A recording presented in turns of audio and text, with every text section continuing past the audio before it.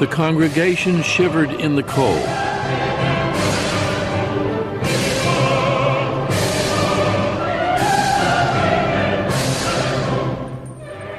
Notre Dame echoed with the sounds of 400 musicians and singers.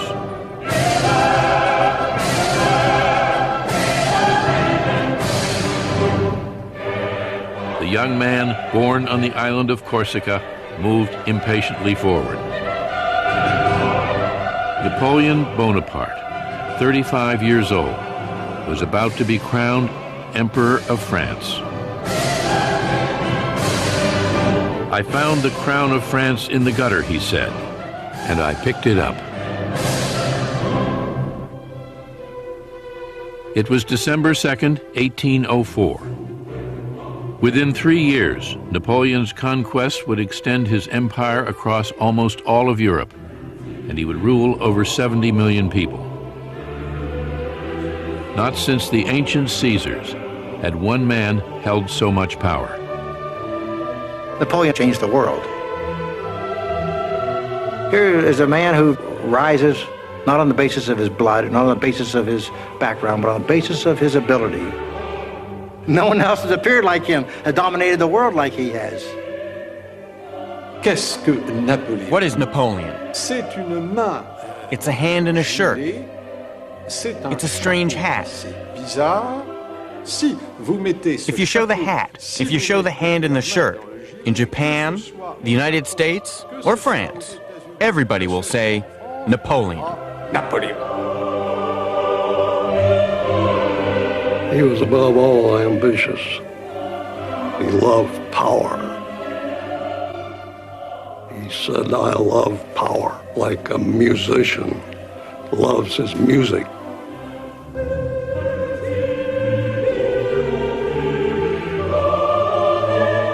Napoleon mounted the steps to the altar alone.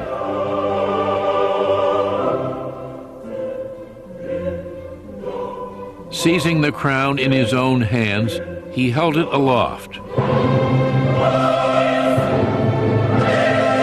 Then brought it to rest on his own head.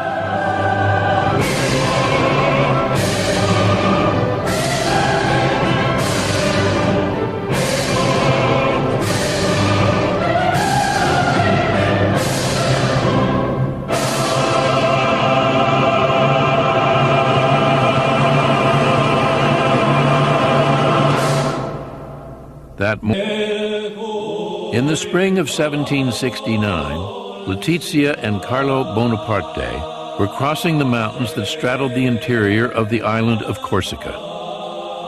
They were Corsican patriots, determined to repel a French army that had invaded their tiny island nation. The Corsicans were only about 100 to 120,000 people of peasant or shepherd origin. They had very few firearms, very little gunpowder, and that was all. They had to defend themselves against the 22 million population of France, then the most advanced country in Europe. The Corsicans never stood a chance. After a year of fighting, leaving thousands dead and wounded, they were defeated, and Letizia and Carlo were going home. Letizia was 6 months pregnant.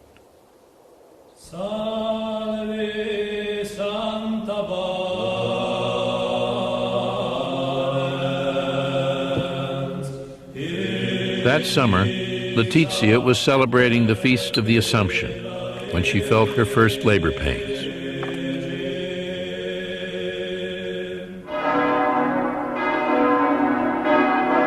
Later that day, August 15th, 1769, she gave birth to a son, Napoleone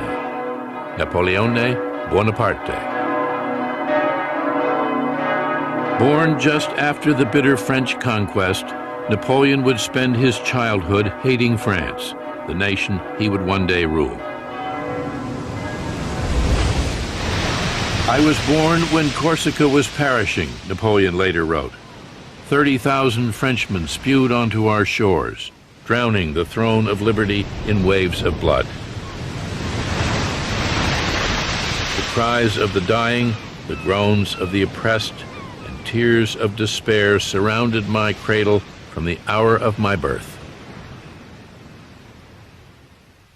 Corsica was now a French colony.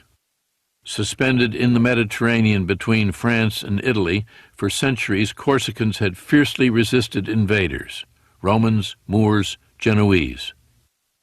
After the French victory, Corsican rebels fled to the mountains, where they continued to fight on. But Napoleon's father, Carlo, a 23-year-old university student, readily submitted. Soon he was wearing powdered wigs, embroidered waistcoats, and silver-buckled shoes. Napoleon never forgave him for betraying his Corsican heritage. He would later say harshly that his father was rather too fond of pleasure. I think Napoleon always held a grudge against his father for having submitted. But poor Carlo, he knew he had lost the battle. He realized the French were there, so he had to live with them and make the best of it. Carlo began practicing law, won election to the Corsican Assembly, and rose in the esteem of the French rulers. But Napoleon rarely had a good thing to say about him. He saved his praise for his mother. The beautiful, strong-willed Letizia. As a mother, he would say, she was without equal.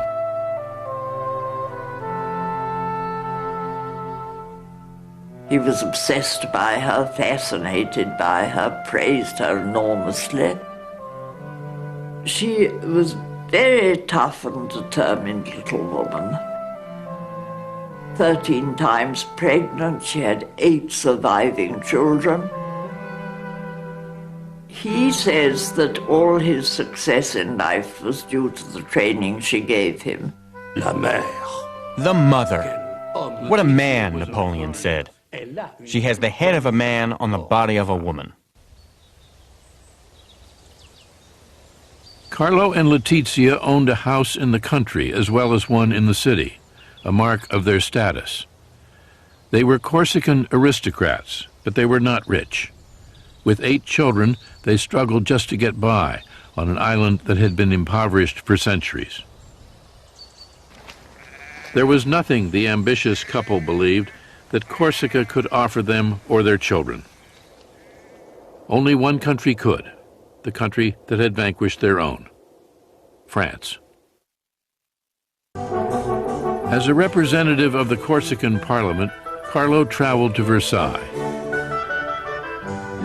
There he saw the splendor of the French court in all its majesty.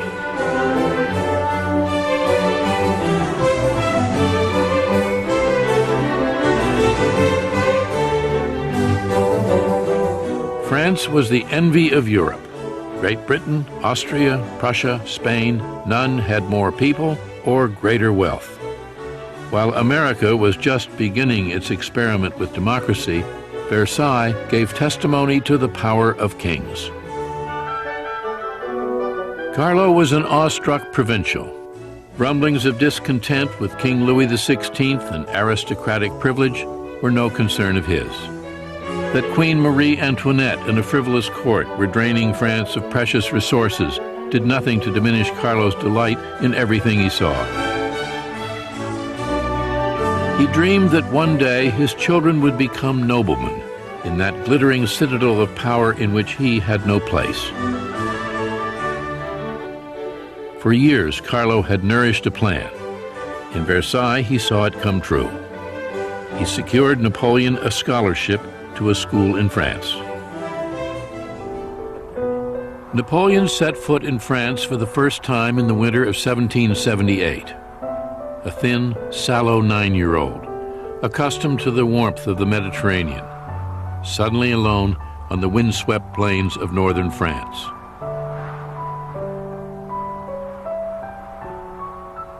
A scholarship boy at the Royal Military College at Brienne-le-Château. He could hardly speak French. For the next 5 years, there would be no holidays, no visits home. He had no love of France. he still thought of himself as a grudging subject of an alien king. Il se sent corse. Il est entouré. He thinks of himself as a Corsican. He is surrounded by students who are the children of French aristocrats, and they have nothing in common with this little foreigner. Donc, lui, qui est un être fier, And since he is quite proud, he becomes a loner. il va s'isoler, il va se mettre à part. Napoleon would one day turn his sympathies toward France, but not without years of resentment and struggle.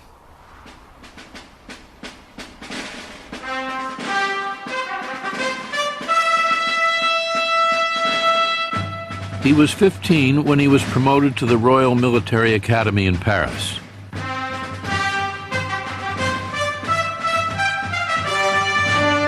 Along with the sons of some of France's greatest families, he would learn the splendors of French civilization.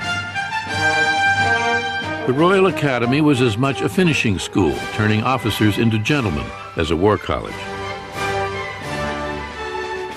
We were magnificently fed and served, Bonaparte said, treated in every way like officers possessed of great wealth.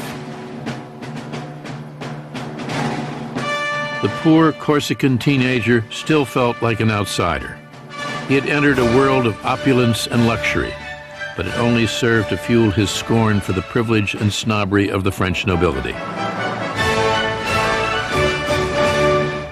One teacher described him as quiet and solitary, frightfully egotistical, proud, ambitious, aspiring to everything. He would go far, his school report read, in favorable circumstances. He began his apprenticeship as a soldier when he was 16, a lowly second lieutenant, training with the best artillery unit in the French army. He grew expert at sighting a gun, handling rammer and shot, deploying men. One of the greatest careers in military history had begun. He feels that the regime will not let him have the position he dreams of. The top positions are reserved for the noblemen, while Napoleon comes from minor nobility, poor people. Frustrated in his military ambitions, Bonaparte dreamed of becoming famous as an author, wrote a brief history of Corsica, even tried his hand at a novel. Il se sait, il se pense, il se croit. He knows that he's capable of great things. Appelé peut-être à un grand destin. He feels that perhaps he's destined for greatness. But at that point, how can he possibly believe it? Il s'ennuie à mourir. He's bored to death.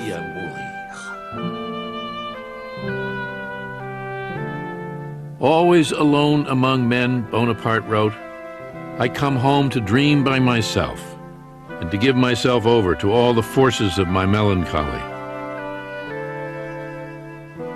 My thoughts dwell on death. What fury drives me to wish for my own destruction? No doubt because I see no place for myself in this world. It was the revolution that would set Bonaparte free.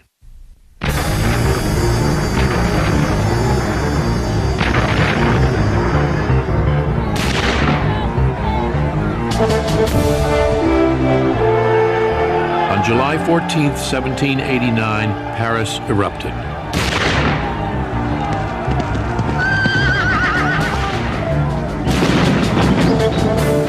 Angry crowds stormed through the streets, crying liberty, equality, brotherhood. France was thrown into turmoil. The monarchy itself tottered on the edge of destruction. A defiant National Assembly challenged the absolute right of the king, stripped nobles and clergy of their ancient feudal privileges, fracturing a social order that had endured for centuries.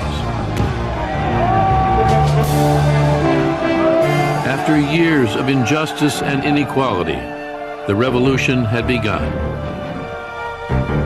It would take years before it would end. As the revolution gained momentum, Bonaparte was serving in the army far from Paris. He distrusted the violent mobs, but welcomed the changes transforming the country. He is certainly not a revolutionary before the beginning of the revolution.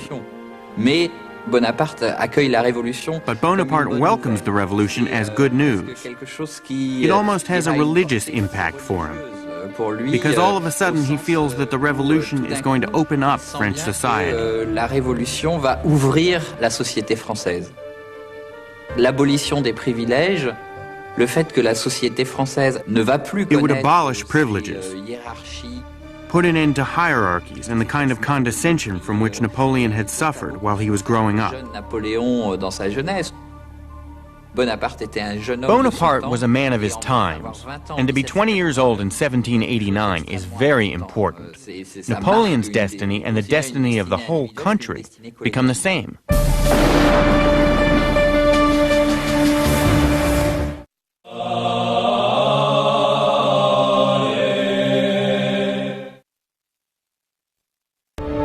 In the summer of 1792, Bonaparte was on leave in Paris and witnessed the last gasp of the French monarchy.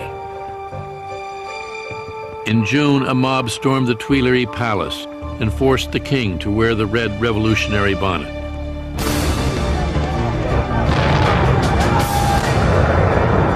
In August, the mob massacred the king's Swiss guards. King Louis XVI was dethroned. The French Republic was proclaimed that fall.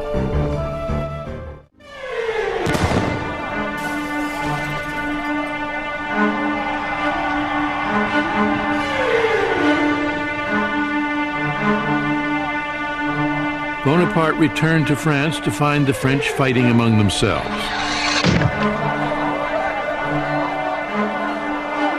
The king had been executed. The Queen and thousands more followed him to the guillotine. There were cities in revolt, uprisings in the provinces. Maximilien Robespierre was in charge now. The austere, moralizing leader suspended the Constitution, vowing to save the Republic from its enemies at any cost. The revolution turned into the Terror.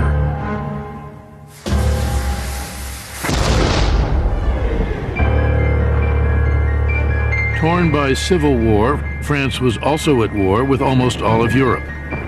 Austria, Spain, Prussia, and Great Britain were bent on destroying the new French Republic, while French radicals promised to help all peoples rise against their rulers.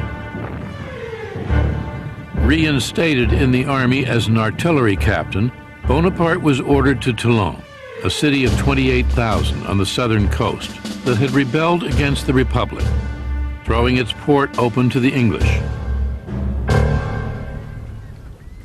The British fleet defended the city from the harbor. 24-year-old Bonaparte thought he knew how to drive them out. He argued that if his soldiers could seize the heights commanding the harbor, they could bombard the fleet, drive it away, and the city would fall. It was a simple plan, but none of the generals would listen. The generals in Toulon were total incompetence, or a little worse. Finally, a fairly competent general showed up, listened to Napoleon's plans, and said, naturally. This would be Bonaparte's first great chance. With aristocratic officers fleeing the country, there was suddenly a vacuum, an opportunity for rapid promotion for soldiers who could prove themselves under fire.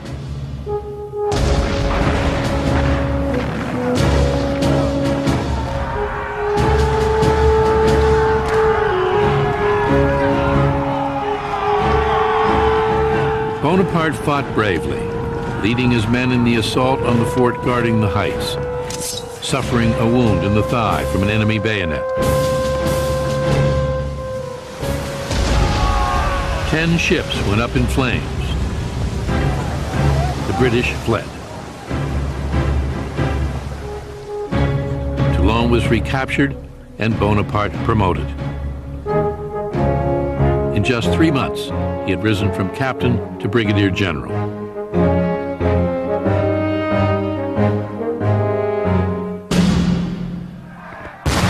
The Republic continued to fight for its life, still clashing with enemies beyond its borders, still in turmoil at home.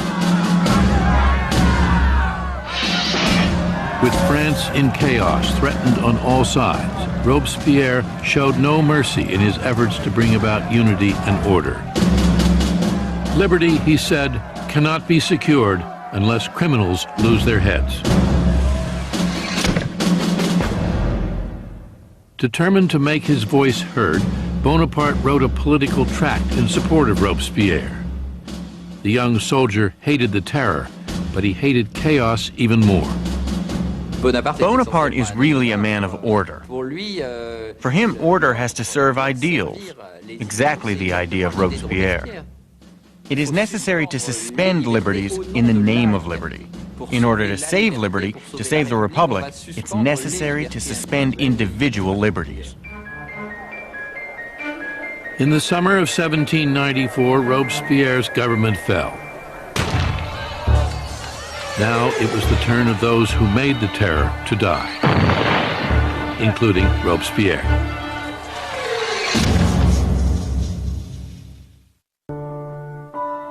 Bonaparte seemed to have come to a dead end.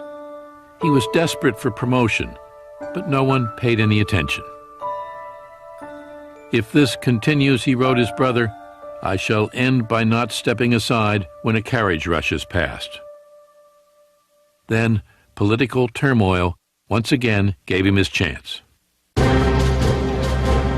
On October 5th, 1795, crowds of Parisians stormed through the streets alongside National Guardsmen bent on restoring the monarchy.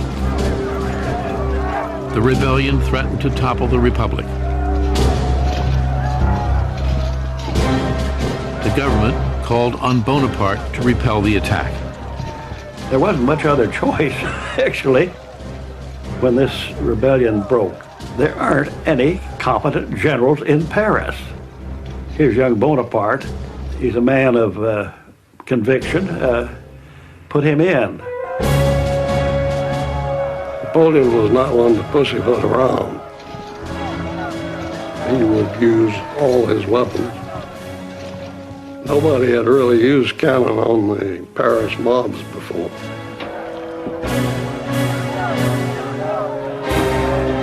He was going to shoot. He waited till he could see the whites of their eyes.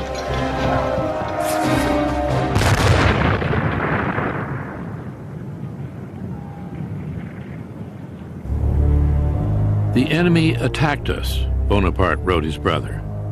We killed a great many of them. Now all is quiet. I could not be happier.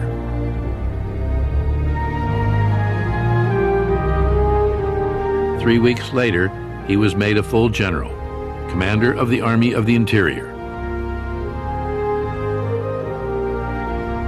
He was 26. Bonaparte was sent to the Italian Alps.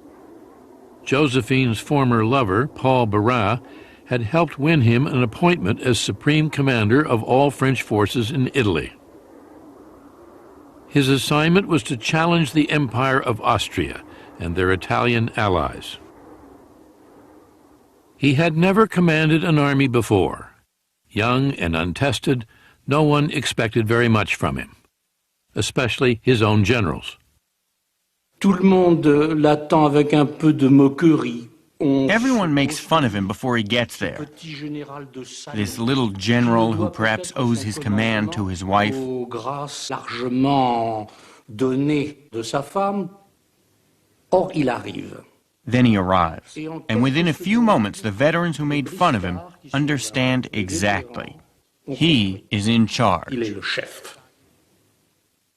I don't know why, one of his generals said, but the little bastard scares me. Bonaparte's army was in no condition to win battles.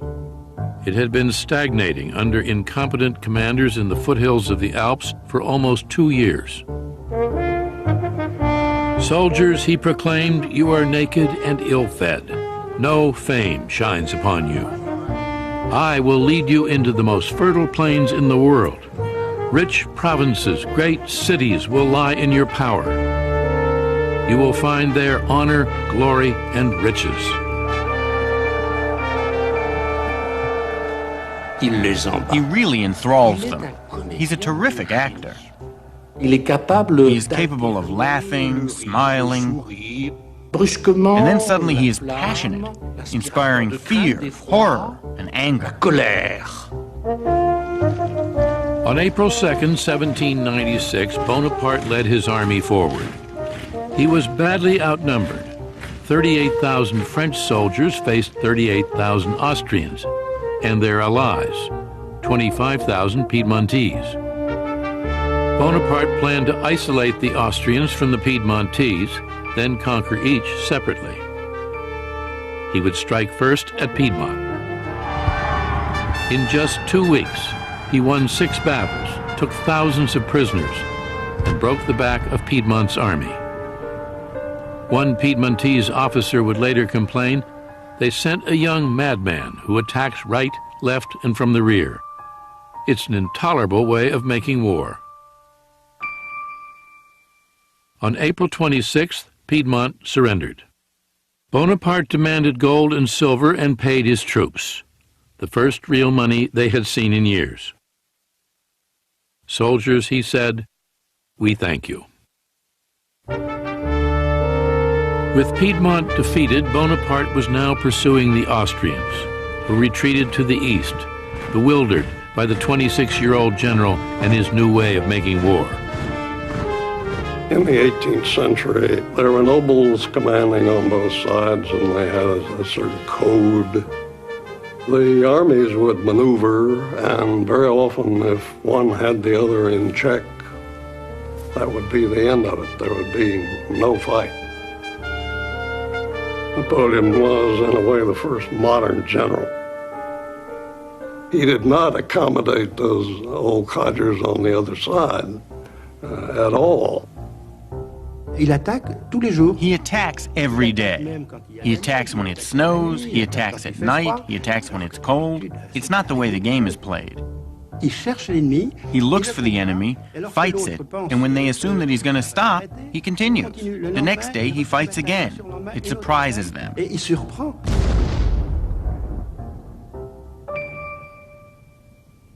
As the Austrians fled, their rear guard hoped to slow Bonaparte down by making a stand at the little Italian town of Lodi. They fortified a narrow wooden bridge with 14 cannon and 3 battalions and dared Bonaparte to cross it. The general ordered a simple frontal assault on the bridge. Everything would depend on the courage of his men.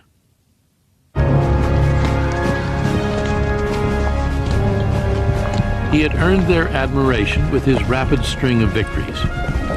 Now he would find out if he also had their faith. How do you incite men to do something like that? It's charisma. I mean, he got tremendous presence. Napoleon was a master at motivating his soldiers.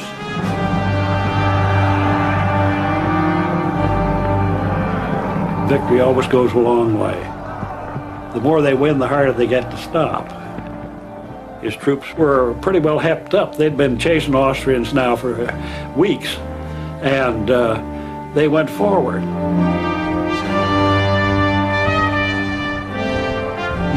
There are no tactics at all.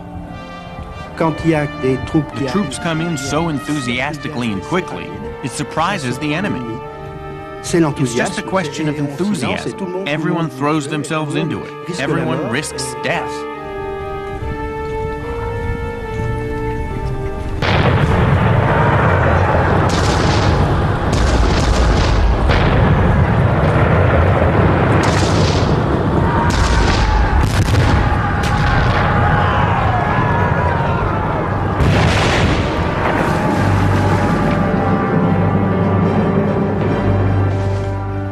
With his men facing withering enemy fire, Bonaparte was in the thick of it. He was actually up there laying in the cannon, which is a corporal's job. But he was always up there with them. This is a man with absolute courage. He's wherever he's needed. If he's needed up at the very front to encourage people, he's there. He takes physical risks. Even if cannonballs fall close to him, and this happened on several occasions, he's not afraid.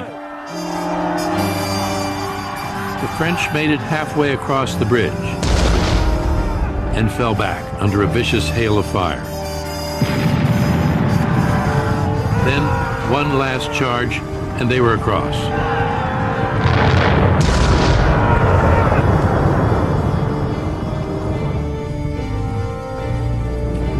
The Austrian guns fell silent. Here they thought they were safe behind the river, holding the bridge. And all at once the French come across the bridge and beat the living Jesus out of them. It's a real spectacular job. It wasn't a big battle. The casualties were not particularly heavy, but he had imposed his will on his own men and the enemy, both. It was not a great victory. The Austrian army had in fact escaped. But Bonaparte had won the respect and devotion of his men. He came out all sweaty and grimy and covered with gun smoke. The troops liked that. They began calling him the Little Corporal right there. It was, you identify with us, you're our corporal.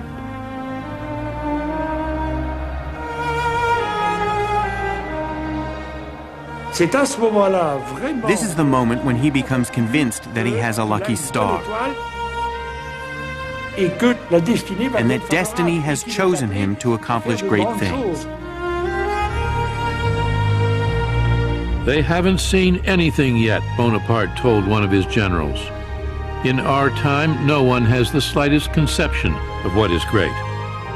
It is up to me to give them an example. There was a spark.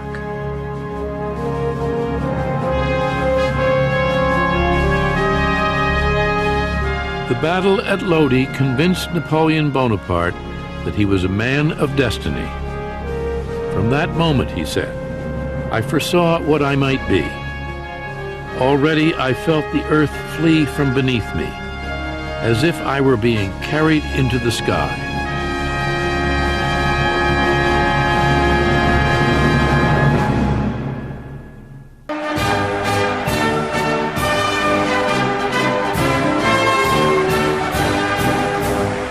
At the end of 1797, 28-year-old Napoleon Bonaparte returned to Paris and handed the government a treaty which brought a fragile peace to the continent of Europe.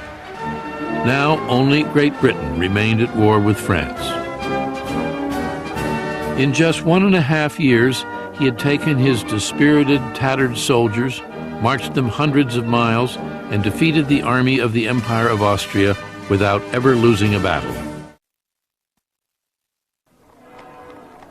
The French were hungry for a hero, someone who could put an end to the political chaos into which the revolution had descended. One government after another had come and gone. Now they lived under a new one, the Directory.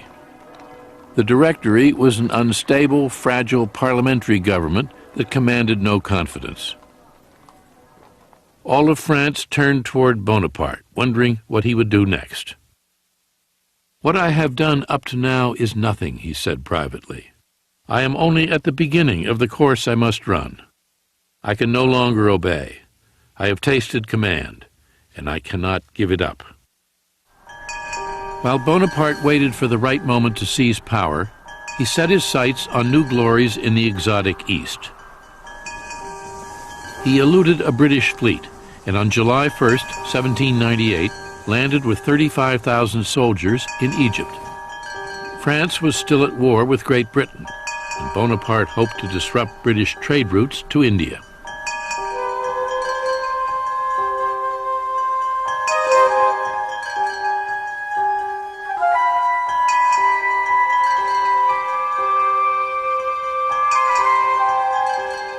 In In 1798, Egypt was still a source of wonder to most Europeans. The souks crowded with Turks and Jews, Syrians and Greeks.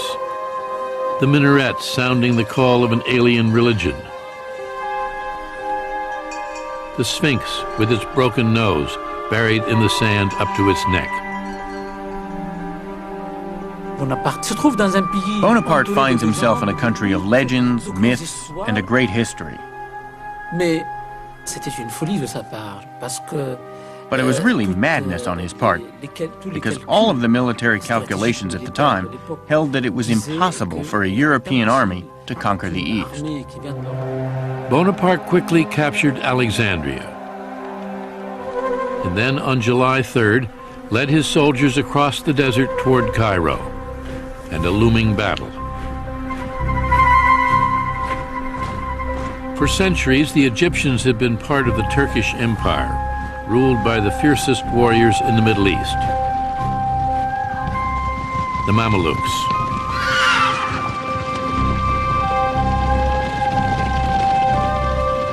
Remarkable for their courage, pride, and cruelty, the Mamelukes waited fearlessly for the French armies. One Mameluke prince called them donkey boys. The Mamelukes charged a cannon with their sabers and their horses, with arms from the Middle Ages. It was a meeting between the Europe of the future and the Egypt of the past. Napoleon just organized his army into 5 gigantic squares. These are men kneeling and standing and firing, so you got a continual rolling fire. The Mamelukes rode around the squares and were shot at by that square and by this square.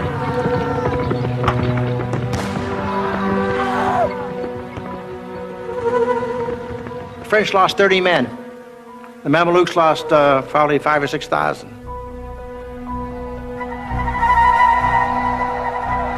The Battle of the Pyramids was over in an hour.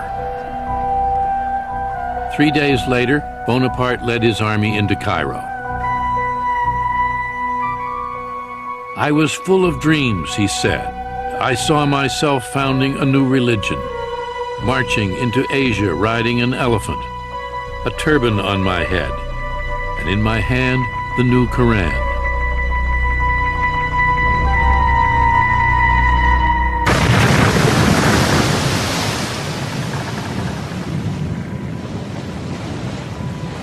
But Bonaparte's dreams of empire were quickly shattered. The British Admiral Horatio Nelson caught the French fleet anchored off the Egyptian coast and blew it to pieces.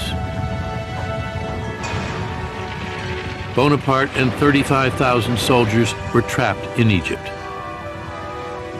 The only link that he had with France were his ships, his fleet of warships. You can imagine what a disaster this was. He was forced to stay in Egypt and live with the Egyptians, to find his bread and water in Egypt, and even find ammunition for his weapons in Egypt, to live in Egypt.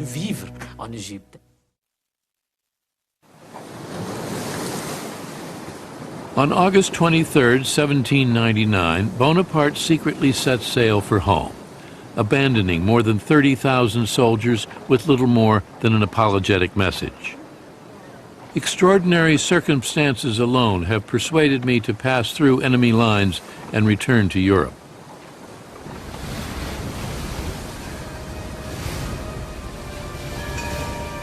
France was once again at war with Austria, Britain, and Russia. Civil war continued to tear the country apart. The government in Paris was in disarray.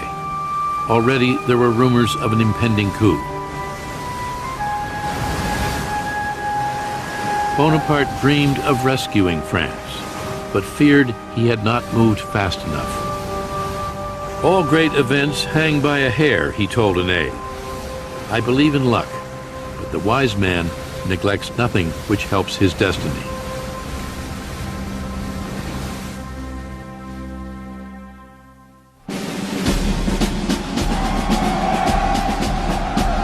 On October 9, 1799, he landed in France and found himself greeted by cheering crowds. The campaign in Egypt, a military disaster, had been a propaganda triumph. In the theaters, what's being shown?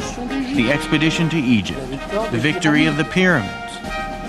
When he arrives, he's considered the man of the hour.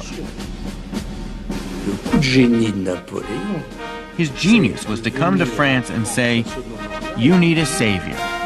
Here I am."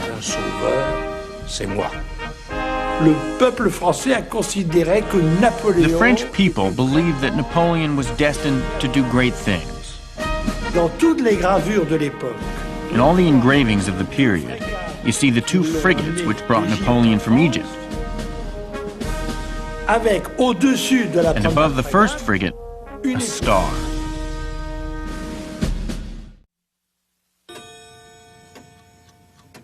Back in France, less than a week, Bonaparte saw that the time had come to act. Solemnly deliberating in the Luxembourg Palace, the Directory was about to be swept aside. The debt from 8 long years of war was mounting, draft evasion rampant. Bandits roamed the highways in the countryside. The government seemed powerless. Already there were schemes to overthrow it. As the crisis ripened, Bonaparte determined to find a way to seize power for himself.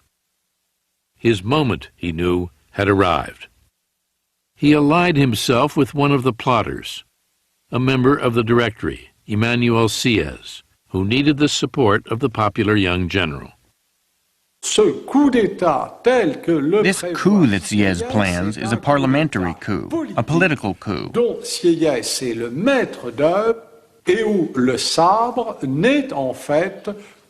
Sieyès is in charge, and force will only be used if something goes wrong. General Bonaparte is only supposed to have a supporting role in this coup. On November 9, 1799, Bonaparte and Sieyès set their plot in motion. It's really a very simple premise, that the Parliament will put itself out of business. They will vote in a provisional government that will, in effect, start over again, draft a new constitution. They expect that the bayonets will never be unsheathed and a shot will never be fired. For the coup to have an air of legitimacy, Bonaparte and Sieyès wanted the legislators to vote them into power. They didn't want to seize it. Bonaparte counted on the help of his brother Lucien, who had been elected president of the lower house of the legislature as a result of his brother's popularity. But Lucien was powerless to persuade the council to dissolve the government. They run into real opposition.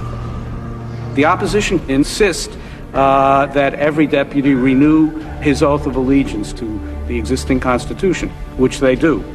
It takes over 2 hours to do this. Meanwhile, the key plotters waiting outside in the wings, as it were, are getting very agitated, and particularly General Bonaparte, who eventually just loses patience and decides that he must intervene to speed things up. He enters the legislative house. This is strictly against the law. The legislature is barred to any outside military figure. And what he encounters there is genuine rage. The members of the assembly, they see these bayonets and the bearskin hats marching down the main aisle with Bonaparte in between them.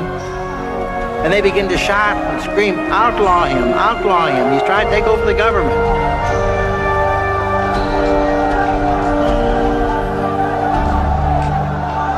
And his brother, Lucien, said, wait a minute, my brother's not trying to take over the government. Calm down.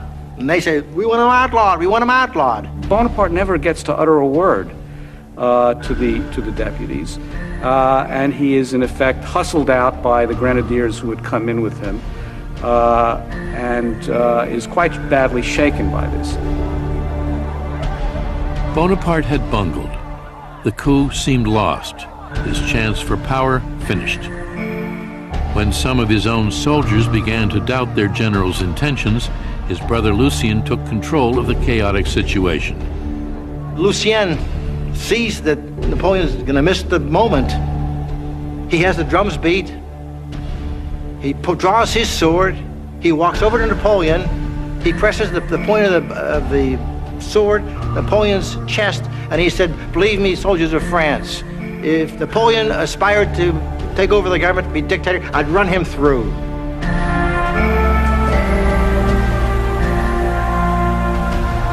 The soldiers stormed the assembly hall. The cowed legislators fled, some jumping unceremoniously out the windows.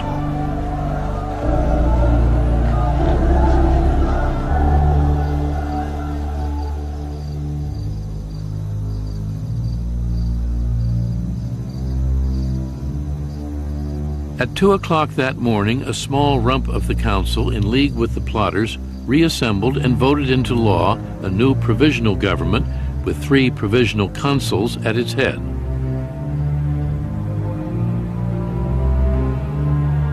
Bonaparte was one of them. Ce triumvirat n'est en réalité This triumvirate is only a facade. le coup d'état de parlementaire. The parliamentary coup had become a military coup. Et l'homme fort qui était And the strong man is no longer Sieyès, now it is Bonaparte.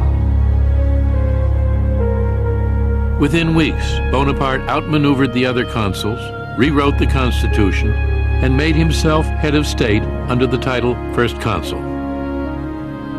As the year 1800 began, Napoleon Bonaparte, 30 years old, was the most powerful man in France. The revolution, Bonaparte said, is over. And then he added, "I am the revolution." War had catapulted Bonaparte into power. Now, war would help him secure it. France was still fighting Great Britain and Austria. Bonaparte conceived a daring plan to catch the Austrians by surprise. In the spring of 1800, he took his soldiers over the Alps. 40,000 men, field artillery, trekking across treacherous layers of snow and ice through the great St. Bernard Pass. Not since the Carthaginian general Hannibal had an army attempted such an outlandish offensive. It's 10,500 feet high. They dragged their guns in pine trees, they hauled it out like canoes, and they took off across the mountains.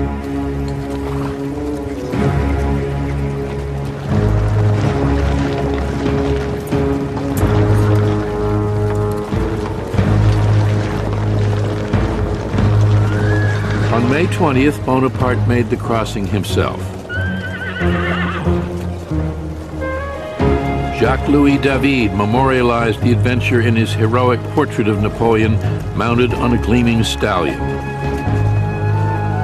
In fact, Bonaparte crossed the Alps riding a sure-footed mule.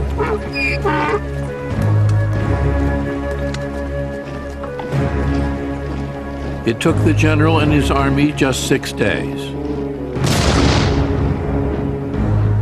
On the morning of June 14th, he faced the Austrians at Marengo, 45 miles from Milan.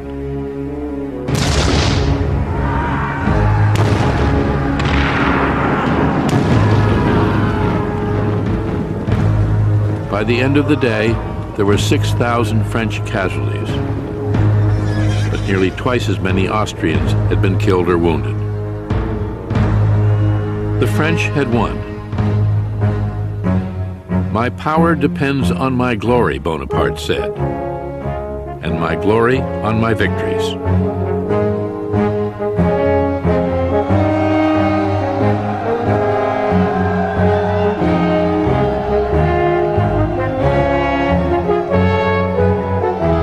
Early the next year, the Emperor of Austria ordered a halt to the fighting and signed a treaty with France. Great Britain followed the year after.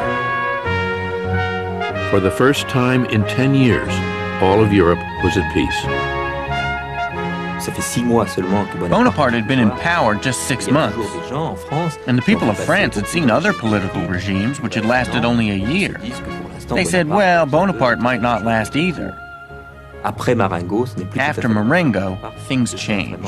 Ordinary people, as well as people in the ruling class, now thought Bonaparte would last. Now Bonaparte moved to consolidate his rule. At his urging, the French Constitution was again amended, and at 33, Bonaparte became first consul for life, with near dictatorial powers, a king in all but name.